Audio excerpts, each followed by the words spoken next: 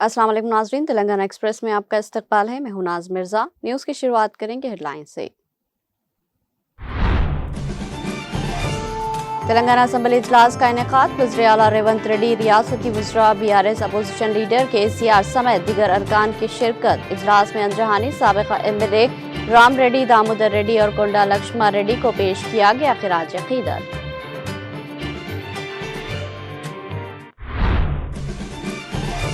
Assembly में वज़ीर आला रेवंत रेड्डी ने कायदे हुज़्ब इख्तिलाफ KCR की नशिस्त पर पहुंचकर इनसे की मुलाकात। सियासी इख्तिलाफात के बावजूद खुशगवार माहौल में रेवंत रेड्डी ने KCR से मुसाफा करके इनकी खैरियत की दरियाफ्त।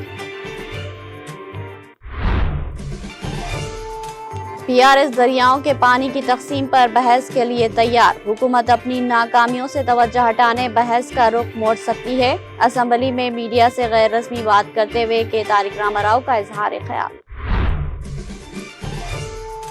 सरकारी मुलाजमीन और रिटायर्ड मुलाजमीन के पेंडिंग बकायाजात फौरी अदा किए जाए। इंतखाबात के मौके पर मुलाजमीन को दिए गए एक भी वादे को पूरा नहीं किया गया। तेलंगाना कानून साज असम्बली में साबिक़ा वजीर व रुकन असम्बली हरीश राव का हुकूमत से मुतालबा।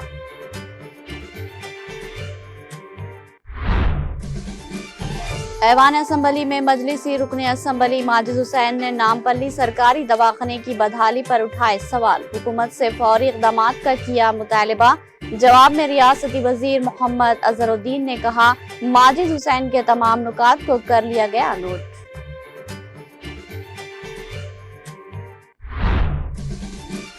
तेलंगाना असम्बली में कांग्रेस और BRS में नोकझोंक और गर्मा गर्म बहस। स्पीकर असम्बली गड्डम प्रसाद ने ऐवान की कार्रवाई 2 जनवरी तक मुलतवी करने का किया ऐलान। तेलंगाना असम्बली के सामने साबिक़ा सरपंचों का शदीद एहतजाज। पुलिस के साथ झड़प, कई मुजाहिरीन गिरफ्तार।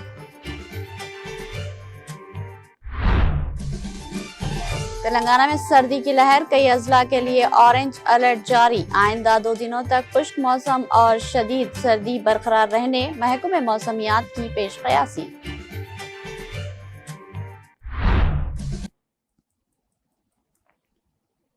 अब पेश है खबरों की तफसील। तेलंगाना असम्बली के इजलास का आज से आगाज हो गया है। पहले दिन की कार्रवाई का आगाज अंजहानी साबिक़ा MLA राम रेड्डी, दामोदर रेड्डी और कोंडा लक्ष्मा रेड्डी को खराज अक़ीदत पेश करने की ताज़ियती करारदादों से हुआ। ऐवान के अरकान ने खड़े होकर इनकी खिदमात को याद किया और गमज़दा खानदानों से हमदर्दी का इजहार किया। इजलास की खास बात वज़ीर आला रेवंत रेड्डी और अपोजिशन लीडर के चंद्रशेखर राव की मुलाकात रही। वज़ीर आला रेवंत रेड्डी खुद के चंद्रशेखर राव की नशिस्त के पास गए, इनसे मुसाफा किया और इनकी खैरियत दरियाफ्त की। इस मौके पर वज़रा उत्तम कुमार रेड्डी, कोमटिरेड्डी वेंकट रेड्डी और श्रीधर बाबू ने भी के चंद्रशेखर राव का इस्तकबाल किया। ताज़ियती करारदादों की मंजूरी के बाद चंद्रशेखर राव ऐवान से चले गए। तेलंगाना असम्बली के इजलास के आगाज के मौके पर हैदराबाद पुलिस ने गन पार्क और असम्बली के अतराफ अकनाफ में सिक्योरिटी के इंतहाई सख्त इंतजाम किए। इंटेलिजेंस रिपोर्ट के मुताबिक मुख्तलिफ ग्रुपों की जानिब से एहतजाज के इम्कान के पेश नज़र पूरे इलाके को एक किले में तब्दील कर दिया गया।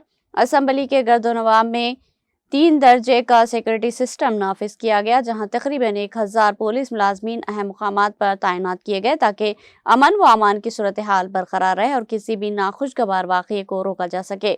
पुलिस हुकाम का कहना है कि एहतियाती तदाबीर असम्बली की कार्रवाई को खुश असलूबी से चलाने और अवाम को ट्रैफिक व दीगर मसाइल से बचाने के लिए की गई है।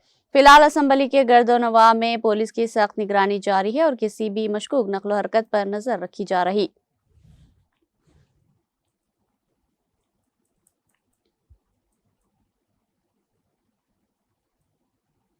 वज़ीर आला रेवंत रेड्डी ने पीर के रोज तेलंगाना कानून साज असम्बली में कायदे हुज़्ब इख्तिलाफ के चंद्रशेखर राव से मुलाकात की और इनकी खैरियत दरियाफ्त की। ये मुख्तसर मुलाकात असम्बली कार्रवाई के दौरान हुई, जिसे सियासी इख्तिलाफात के बावजूद खुशगवार माहौल की अलामत करार दिया जा रहा। ताज़ियती करारदादों के बाद KCR ऐवान से रवाना हो गए।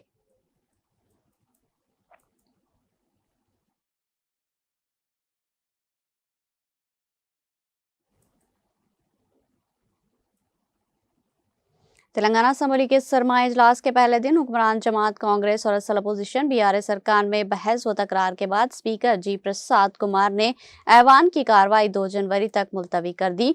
आज सुबह 10:30 बजे इजलास का आगाज कौमी तराने और ताज़ियती करारदादों से हुआ, जिसमें साबिक़ वजीर व रुकन असम्बली सूर्यापेट व तुंगतुर्ती राम रेड्डी दामोदर रेड्डी और चेवल्ला के साबिक़ एमएलए कोंडा लक्ष्मा रेड्डी की मौत पर गहरे दुख का इजहार किया गया और ऐवान ने उन्हें खराजे अकीदत पेश किया। ताज़ियती करारदादों के बाद वक़फ़े सिफर के दौरान मुख्तलिफ हल्कों के अरकान असम्बली ने अवामी मसाइल ऐवान में पेश किए। ताहम इस दौरान हुक्मरान जमात कांग्रेस और अपोजिशन बीआरएस के अरकान के दरमियान नोक-झोंक और गर्मा गर्म बहस भी देखने को मिली। अहम बिल्स की पेशकशी और बहस के बाद स्पीकर ने ऐलान किया कि अब असम्बली का इजलास 2 जनवरी की सुबह 10 बजे शुरू होगा। इस वक्फे के दौरान मुख्तलिफ सियासी जमातें अपनी हिकमत अमली तैयार करेंगी ताकि अगले सेशन में अवामी मसाइल और मौजूदा बिल्स पर तफसीली बहस की जा सके।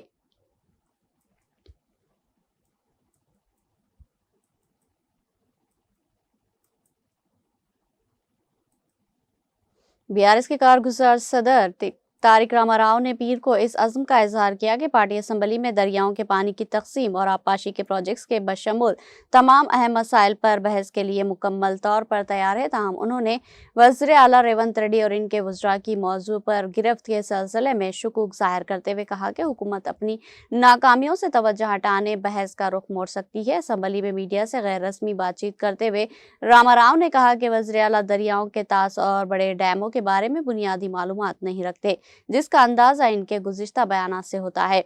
उन्होंने तंज करते हुए कहा कि कांग्रेस आबपाशी पर बहस तो चाहती है, लेकिन उन्हें खुद ये नहीं मालूम कि वो किस मौजू पर बात करना चाहते हैं। उन्होंने मजीद कहा कि हुकूमत ने अपनी तैयारी सिर्फ इस वक्त शुरू की जब उन्हें मालूम हुआ कि बीआरएस सरबरा और अपोजिशन लीडर के चंद्रशेखर राव सेशन में शिरकत करेंगे। केटीआर ने कालेश्वरम लिफ्ट इरिगेशन स्कीम का हवाला देते हुए कहा कि चंद्रशेखर राव हुकूमत ने इसे महज 3 साल में मुकम्मल कर लिया, जबकि पलवरम जैसा प्रोजेक्ट दांव से लटका हुआ है। उन्होंने इल्जाम लगाया कि रेवंत रेड्डी जानबूझकर पालमारू रंगारेड्डी प्रोजेक्ट को रोक रहे हैं ताकि चंद्रशेखर राव को इसका क्रेडिट ना मिले, चाहे इसके लिए सियासी नुकसान ही क्यों ना उठाना पड़े। उन्होंने कांग्रेस के इस दावे का भी मजाक उड़ाया कि दरियाए कृष्णा में तेलंगाना का 299 टीएमसी फिट हिस्सा साबिका बीआरएस हुकूमत की वजह से है। उन्होंने याद दिलाया कि मुत्तहिदा आंध्र प्रदेश में कांग्रेस ही इस तकसीम की जिम्मेदार थी, जबकि बीआरएस ने मरकज पर जोर देकर सेक्शन 3 के तहत इसे दोबारा जेर गौर लाने पर मजबूर किया था। उन्होंने इंतबा दिया कि पालमोरू रंगारेड्डी प्रोजेक्ट के लिए सिर्फ 45 टीएमसी कम कबूल करना तेलंगाना के मफादात के लिए नुकसानदा है।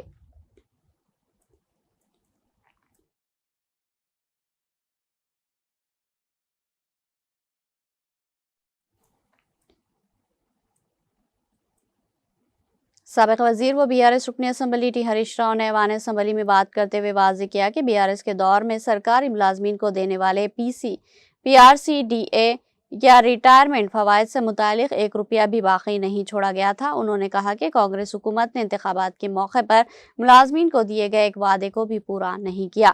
साबिक़ वज़ीर व रुकन असम्बली हरीश राव ने याद दिलाया कि रिटायर्ड मुलाजमीन को रिटायरमेंट फवायद ना मिलने की वजह से बहुत मुश्किलात का सामना है और कांग्रेस हुकूमत के इख्तिदार में आने के बाद सेहत की सहूलियात ना मिलने की वजह से कई अफराद इंतकाल कर गए हैं। उन्होंने कहा कि रिटायरमेंट फवायद दिलाने के लिए अगर वो अदालत भी जाएं तो सरकारी वकील इन पर रहम नहीं खाते। हरीश राव ने कहा कि मुलाजमीन हुकूमत के लिए रथ के पहियों की मानिंद है, जब वो खुश होंगे तब ही हुकूमत की जानिब से अवाम को मिलने वाली बहबूदी और तरक्याती स्कीमें बेहतर तौर पर चल सकेगी। लेकिन आज रियासत के सरकारी मुलाजमीन को इनके फवायद ना मिलने की वजह से तरह तरह की मुश्किलात का सामना है। वो शदीद ज़हनी तनाव में मुब्तला है। आज रियासत के सरकारी मुलाजमीन के 6 डीए मुअल्लक़ है, जिसकी मुल्क भर में कहीं भी मिसाल नहीं मिलती।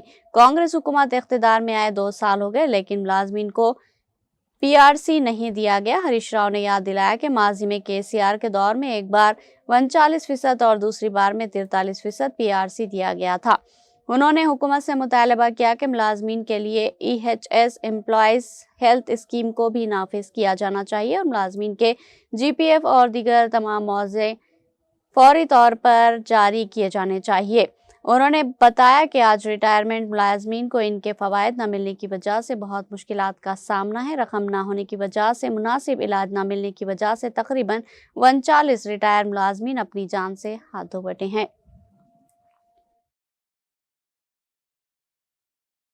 ఏదో మాట్లాడమంటే మాట్లాడడం కాదు, ఆన్సర్ రావాలి. వ్రాతపూర్వకమైన సమాధానాన్ని మళ్ళీ పంపినా మీరు కూడా ప్రయత్నం చేయాలని చెప్పి కోరుతా ఉన్నాను. అధ్యక్ష, నేను ఈ ఉద్యోగులకు సంబంధించినటువంటి అంశం మాట్లాడాలనుకుంటా ఉన్నాను. ఎందుకంటే ప్రభుత్వ ఉద్యోగులు అనే వాళ్ళు ప్రభుత్వానికి రథచక్రాలు లాంటి వాళ్ళు సంతోషంగా ఉంటేనే అభివృద్ధి కార్యక్రమాలు, సంక్షేమ కార్యక్రమాలన్నీ కూడా ప్రజలకు సజావుగా చేరేటువంటి అవకాశం ఉంటుంది.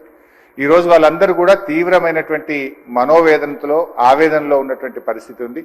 ముఖ్యంగా దేశంలో ఎక్కడ లేని విధంగా ఈ రోజు రాష్ట్ర ప్రభుత్వ ఉద్యోగులకు 6 డిఏలు పెండింగ్ లో ఉన్నటువంటి పరిస్థితి. అదేవిధంగా పిఆర్సీ అధ్యక్ష, ఈ ప్రభుత్వం వచ్చి 2 సంవత్సరాలైనా ఇంతవరకు పిఆర్సీ ఇయ్యలేదు. ఉద్యోగులందరూ కూడా కోరుతా ఉన్నారు వెంటనే పిఆర్సీ విడుదల చేయాలని. గతంలో కేసీఆర్ గారు 43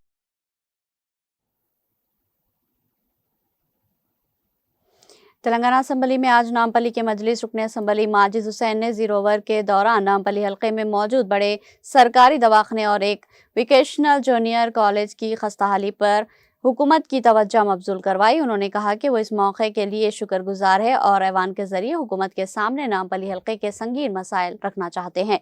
माजिद हुसैन ने कहा कि नामपल्ली हल्के में रियासत तेलंगाना के चंद बड़े और अहम सरकारी दवाखाने वाक़ हैं, जिनमें MNJ cancer hospital, Niloufer hospital, Sarojini Devi hospital और नामपल्ली एरिया हॉस्पिटल शामिल है। उन्होंने बताया कि नामपल्ली एरिया हॉस्पिटल में रोजाना तकरीबन 500 से ज्यादा आउट पेशेंट इलाज के लिए आते हैं, जिसके बायस OPD मुकम्मल तौर पर कंजस्टेड हो चुकी है और गरीब मरीजों को शदीद मुश्किलात का सामना है। उन्होंने निशानदही की कि इन तमाम सरकारी दवाखानों में डॉक्टर्स के कई ओहदे तवील अरसे से खाली है, जिसके सबब मौजूदा डॉक्टरों पर गैर मामूली दबाव बढ़ गया। इतने बड़े पैमाने पर मरीजों की देखभाल एक महदूद स्टाफ के लिए मुमकिन नहीं रही, जिसका बराह रास्त नुकसान गरीब और नादिर मरीजों को हो रहा। माजिद हुसैन ने खुसूसी तौर पर कहा कि नामपल्ली एरिया हॉस्पिटल में ICU की सहूलत निहायती जरूरी है। अगर कोई संगीन मरीज या हामिला खवातीन वहां पहुंचती है तो उन्हें फौरी तौर पर उस्मानिया हॉस्पिटल मुंतकिल करना पड़ता है, जो गरीब खवातीन के लिए शदीद परेशानी और खतरे का बायस बन रहा। उन्होंने मुतालबा किया कि इन हॉस्पिटल्स में फौरी तौर पर ICU सहूलत फराहम की जाए और डॉक्टरों की खाली आसामियों को पूरा किया जाए ताकि मरीजों पर पड़ने वाला दबाव कम हो सके। उन्होंने अफसोस का इजहार करते हुए कहा कि 2 साल कबल भी जीरो ओवर के दौरान उन्होंने नीलोफर चिल्ड्रन हॉस्पिटल में MRI मशीन की जरूरत का मसला उठाया था और यकीन दहानी कराई थी, मगर 2 साल गुजरने के बावजूद आज तक MRI मशीन फराहम नहीं की गई। नतीजतन छोटे बच्चों को MNJ कैंसर हॉस्पिटल जाकर MRI करवाना पड़ रहा है, जो इंतहाई तशवीशनाक अमर है। उन्होंने मुतालबा किया कि नीलोफर चिल्ड्रन हॉस्पिटल में फौरी तौर पर MRI मशीन नस्ब की जाए। माजिद हुसैन ने मुतालबा किया कि इंचार्ज वजीर और वजीर सेहत की ज़ेरे सदारत इन तमाम दवाखानों के लिए फौरी रिव्यू मीटिंग बुलाई जाए और वोकेशनल जूनियर कॉलेज के लिए ज़ेर इल्तिवा फाइल को जल्द मंजूरी देकर तामीराती काम शुरू किया जाए। उन्होंने कहा कि ये कॉलेज माशी तौर पर कमज़ोर तलबा के लिए वाहद सहारा है, जो महंगे कॉलेजों में तालीम हासिल करने की इस्तिताअत नहीं रखते। माजिद हुसैन की तकरीर के बाद वजीर मोहम्मद अजहरुद्दीन ने ऐवान में जवाब देते हुए कहा कि माजिद हुसैन की जानिब से उठाए गए तमाम नुकात को नोट कर लिया गया है। उन्होंने यकीन दहानी कराई कि हुकूमत इन मसाइल पर संजीदगी से गौर करेगी और इंशाअल्लाह इसके मुस्बित नताइज भी सामने आएंगे।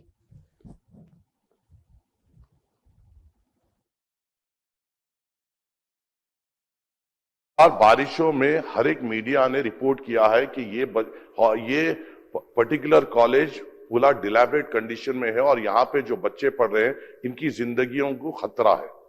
सर, उतना बड़ा इश्तिहारात पूरे अखबारात में आए, तेलुगु मीडिया में आए, मगर अफसोस की बात है साहब, हमारे लिए कोई ओहदेदार वहां पर आगे बढ़कर उसके लिए क्या इकदाम लेना चाहिए, किस तरीके से जल्दी उसका सैंक्शन लेते हुए वहां पे एक तामीराती काम शुरू करना चाहिए, इसके ऊपर इकदाम नहीं ले रहे हैं। खुदा ना खास्ता कुछ हादसा होगा, कोई ऑफिसर बदनाम नहीं होगा सर, कोई ऑफिसर पे उंगली नहीं उठेगी सर। उंगली उठेगी तो ऑनरेबल उनके ऊपर उठेगी जिनके उसमें ये पोर्टफोलियो है सर, और जो हम नहीं चाहते सर, क्योंकि हम उनकी इज्जत करते हैं। हम ये चाहते हैं साहब, ये मुद्दों पे सीरियसली तौर पे नोट लिया जाए, एक रिव्यू मीटिंग इंचार्ज मिनिस्टर साहब के जरिए से इन 3-4 हॉस्पिटल की बुलाई जाए वोकेशनल जूनियर कॉलेज को इमीडिएट सीरियस तौर पे लेते हुए वहां की जो सैंक्शन अमाउंट, मेरे हिसाब से साहब डिप्टी चीफ मिनिस्टर साहब के पास 2 बार वो फाइल आई वोकेशनल जूनियर कॉलेज की, अगर उसकी मंजूरी मिलती है तो अपने गरीब बच्चे जो माशी तौर पे कमजोर है, जो पैसों की वजह से अच्छे कॉलेजेस को नहीं जाते, जो वहां पे जाते हैं, उनकी हम हिम्मत बन सकते हैं। आपके जरिए से हुकूमत को मैं इतला देना चाहता हूं और मैं उम्मीद करता हूं इसका जवाब आएगा और आप इंस्ट्रक्शन देंगे कि इसकी फौरी तौर पर रिव्यू मीटिंग ले। शुक्रिया साहब। हुसैन साहब जो भी उनकी बातें रखी है मैं नोट किया हूं और इंशाल्लाह हम सीरियसली इसके ऊपर गौर करेंगे और रिजल्ट भी देंगे।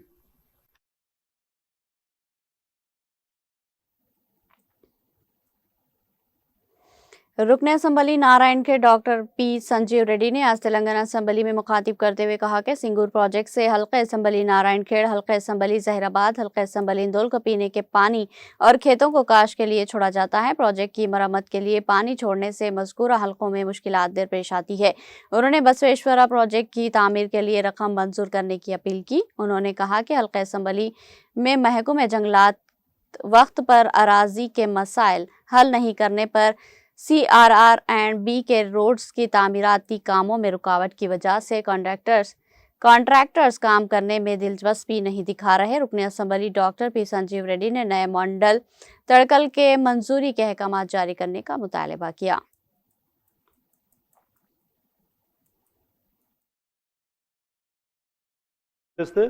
తర్వాత దాంట్లో ప్రపోజ్ చేసినటువంటి లిఫ్ట్ ఇరిగేషన్ బసవేశ్వర ప్రాజెక్టు ఏదైతే ఉందో ఇప్పటి వరకు దానికి నిధులు కేటాయించలేదు అధ్యక్ష.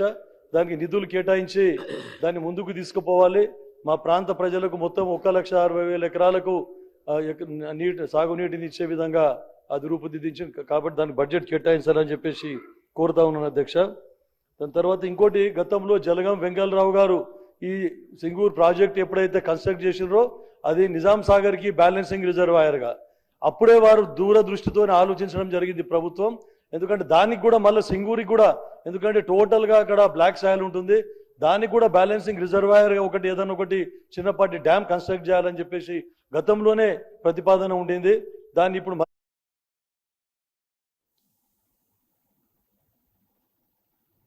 रुकन असम्बली आसिफाबाद को लक्ष्मी ने तेलंगाना असम्बली के पहले सेशन ऐवान में असम्बली हल्के के अवामी मसाइल को लेकर कांग्रेस की नाअहली हुक्मरान पर शदीद बहरमी का इजहार किया। रुकन असम्बली आसिफाबाद को लक्ष्मी ने कहा कि जिले में जहां भी मसला है वहीं मसाइल है। उन्होंने कहा कि गांव वालों को बुनियादी तौर पर सड़क के मसाइल की वजह से शदीद मुश्किलात का सामना है और 108 गाड़ियों गांव ऐसे है जहां से गाड़ियां नहीं गुजर सकती। वो चाहती है कि कुमरम भीम प्रोजेक्ट, गुंडी रोड और लाचमपुर पुलों की तामीर के लिए फंड मंजूर किए जाए। उन्होंने कहा कि सड़कों की खराब हालत की वजह से सड़क हादसा बहुत ज्यादा हो रहे हैं। రోజు యాక్సిడెంట్లు అవుతున్నాయి. మరి గతంలో కూడా మేము మన ఇన్ఛార్జ్ మంత్రి గారు సీతక్క గారు ఉన్నారు, ఆ రోజు కూడా మేము చెప్పడం జరిగింది. మరి ఆ రోడ్డు పూర్తిగా మరి రినివల్ రీబీటీ చేయాలని కూడా మేము చెప్పడం జరిగింది అధ్యక్ష. కానీ ఇప్పటి వరకు ఆ రోడ్డు గురించి అసలు పట్టించుకోవట్లేదు అధ్యక్ష. మీ ద్వారా మేము కోరేది ఏంటంటే అధ్యక్ష, ఇప్పుడు గాదెగూడ మండలి కూడా మరి అక్కడ కూడా బీటీ రినివల్స్ అధ్యక్ష, R&B రోడ్స్ కానివ్వండి, తర్వాత మరి ఏదైతే పంచాయతీరాజ్ రోడ్స్ కానివ్వండి, ఇవి కూడా చాలా చెడిపోయి చాలా అధ్వానంగా పరిస్థితిలో ఉన్నాయి అధ్యక్ష. కనీసం అంబులెన్స్ పోయే పరిస్థితులు కూడా లేవు. ఏదైతే గాదిగూడ మండలం నుంచి కూడా మారుగూడ నుంచి కొలమ్మ వరకు కూడా చాలా ఇబ్బందికర పరిస్థితి ఉంది. ప్రజలు చాలా ఇబ్బంది పడుతున్నారు. కాన్స్టిట్యుయెన్సీ అక్కడ ఏ ఎమ్మెల్యే ఉన్నారని కాదు, అధికార ఎమ్మెల్యేలకు ఒక రకంగా మరి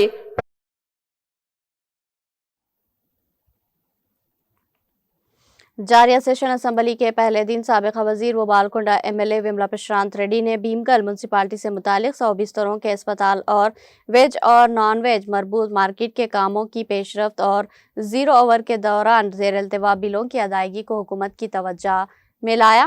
इस मौके पर कानून साज असम्बली में खिताब करते हुए बालकुंडा MLA विमला प्रशांत रेड्डी ने कहा कि बालकुंडा हल्के के भीमगल म्यूनसिपालिटी सेंटर में साबिका हुकूमत में 100 बिस्तरों का अस्पताल मंजूर किया गया था। तकरीबन 80% काम मुकम्मल हो चुका है। अमले की अलाटमेंट भी हो चुकी है। अस्पताल की तामीर मुकम्मल न होने की वजह से इन सब को एडजस्टमेंट करके कहीं और काम करना पड़ रहा है। इस हुकूमत के इख्तिदार में आने के बाद गुज़िश्ता 2 सालों से वहां कोई हकीकी काम नहीं हुआ। एमएलए प्रशांत रेड्डी ने असेंबली में हुकूमत के नोटिस में लाया कि अगर इनके बिलों की अदायगी के साथ बाकी 5 करोड़ रुपये जारी करके खर्च कर दिए जाएं तो गरीब लोगों को इलाज व मुआलजे की सहूलत फराहम हो सकती है।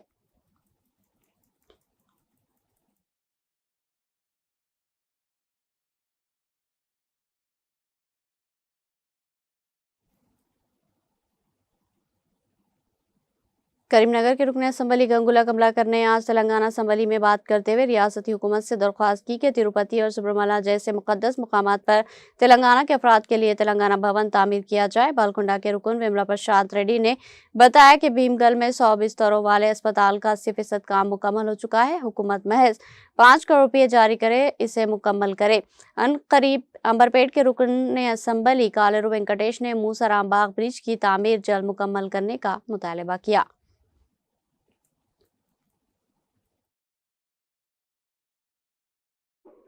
సో నేను రిక్వెస్ట్ చేస్తున్నా తెలంగాణ భవన్ కూడా అద్భుతంగా తిరుమల తిరుపతి బస్సులో పద్మావతి ఏరియాలో కట్టారని చెప్పుకుంటూ తద్వారా మనకు అకామిడేషన్స్తో పాటు ప్రయారిటీ ఉంటుంది అధ్యక్ష. తర్వాత అధ్యక్ష గౌరవ కేసీఆర్ ముఖ్యమంత్రి ఉన్నప్పుడు ముఖ్యంగా తిరుమలతో పాటు శబరిమల కూడా చాలా పవిత్రమైన ప్రాంతం కాబట్టి శబరిమల కూడా మన తెలంగాణ భవన్ అని చెప్పేసి అప్పుడున్న కేసీఆర్ ముఖ్యమంత్రి మమ్మల్ని పంపడం వల్ల డెలిగేషన్ అక్కడ 5 ఎకరాల భూమిని మనము చూచుకున్నాం అధ్యక్ష. ఆ గవర్నమెంట్ కేటాయించింది 5 ఎకరాల భూమి. సో వెనువెంటనే ఈ ప్రభుత్వము స్పందించి ఆ 5 ఎకరాల భూమిలో శబరిమల కూడా తెలంగాణ భవనం కట్టాలని చెప్పి తద్వారా తెలంగాణ ప్రాంత భక్తులకు కూడా ఎలాంటి ఇబ్బంది కాకుండా చూడాలని చెప్పి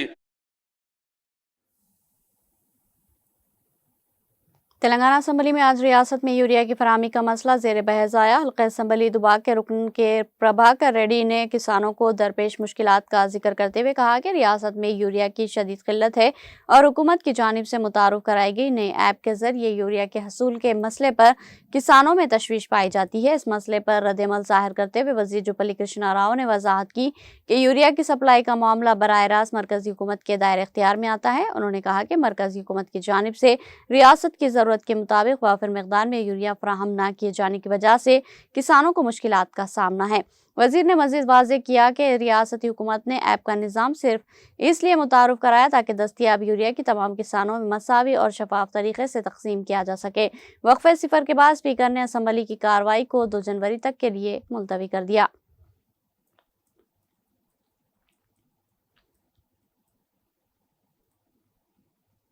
हैदराबाद के जुबली हिल्स हल्के के नौमुंतखब कांग्रेसी रुकन असम्बली नवीन यादव ने तेलंगाना असम्बली में अपने पहले खिताब में इस हल्के के अवामी मसाइल को उजागर किया और वज़ीर आला रेवंत रेड्डी का शुक्रिया अदा किया। नवीन यादव ने कहा कि मैं वज़ीर आला रेवंत रेड्डी का तहे दिल से मशकूर हूँ जिन्होंने मुझे मौका दिया और मेरी जीत को यकीनी बनाया। उन्होंने इस बात का यादा किया कि वज़ीर आला रेवंत रेड्डी से मशावरत और इनकी कीमती रहनुमाई में जुबली हिल्स के हल्के को तरक्की की राह पर गामजन करने अंतिक मेहनत करेंगे।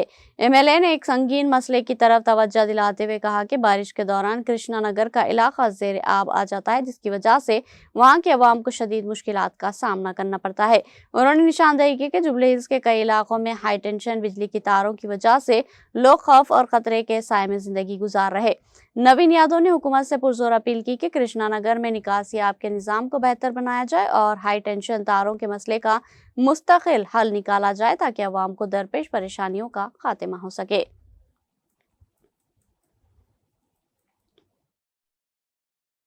ప్రాంత ప్రజల యొక్క సమస్యలు పరిష్కరించడానికి గౌరవ ముఖ్యమంత్రి గారి ఆశీస్సులతో సలహాలు సూచనలతో మా ప్రాంత ప్రజల సమస్యలు పరిష్కరిస్తూ వారి సంక్షేమ అభివృద్ధి కోసం సాగుతాను ముందుకి అదే నా లక్ష్యంగా పెట్టుకొని ముందుకు సాగుతానని అట్లానే మా ప్రాంతంలో కృష్ణానగర్ అనే ఒక ఏరియా ఉంది సార్ దాదాపు 30-40 సంవత్సరాల నుండి అక్కడ వర్షాకాలంలో చాలా వర్షం వల్ల చాలా ఇబ్బందులకు గురవుతున్నారు ప్రజలు మా మంత్రులు అధికారుల దృష్టికి తీసుకెళ్లినారు అది పని కొద్దిగా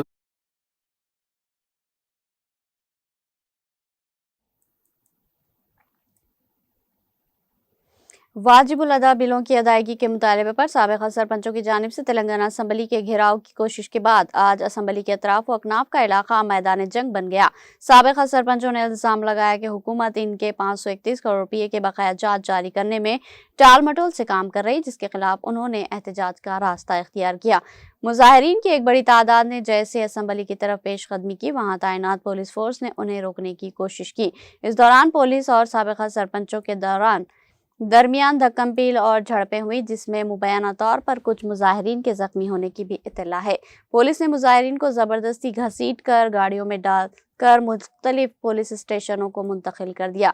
एहतजाज के पेश नज़र पहले ही पुलिस हाई अलर्ट पर थी और असम्बली के गिरदो सिक्योरिटी हिसार कायम किया गया था। हुकाम के मुताबिक कई अफराद को एहतजाज में शामिल होने से रोकने पेश की हिरासत में लिया गया था। साबिक़ा सरपंचों का कहना है कि उन्होंने अपने दौरे इख्तिदार में देहातियों की तरक्की के लिए अपनी जेब से और कर्ज लेकर रकम खर्च की थी, लेकिन हुकूमत अब बिलों की अदायगी नहीं कर रही, जिसकी वजह से वो माली बहरान का शिकार है।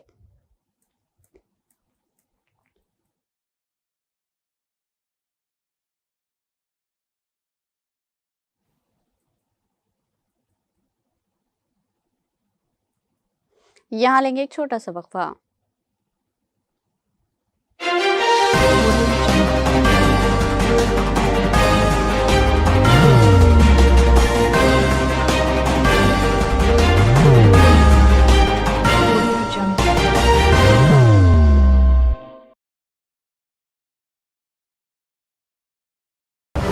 जिंदगी में कितना भी हो मुश्किलों का अंधेरा, रासिक स्टोन से चमकेगा किस्मत का सितारा। सीधे खानों से निकालकर तराशा गया और डॉक्टर रोशन और डॉक्टर MM रजा के ज्ञान से संवारा गया। इल्मी जवाहरात एक बेशकीमती इल्म है।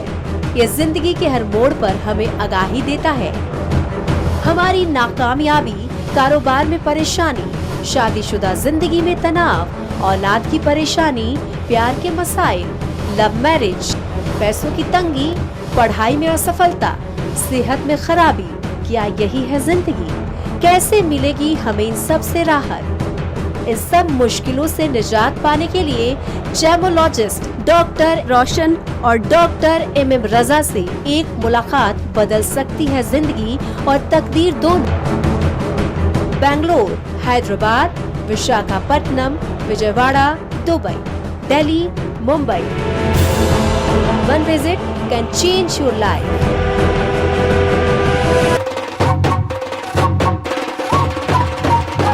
जगमग दिल के तारों में रिश्तों की होगी धुन, सोनिए तू, उखड़िए तू, सबको सुनाने अपने दिल की ट्यून, डार्लिंग दुल्हनिया अब रुक मत, ये मोमेंट तेरा है। Be the showstopper, be the showrunner. Show how it's done. Come celebrate the Brides of India with Malabar Gold and Diamonds.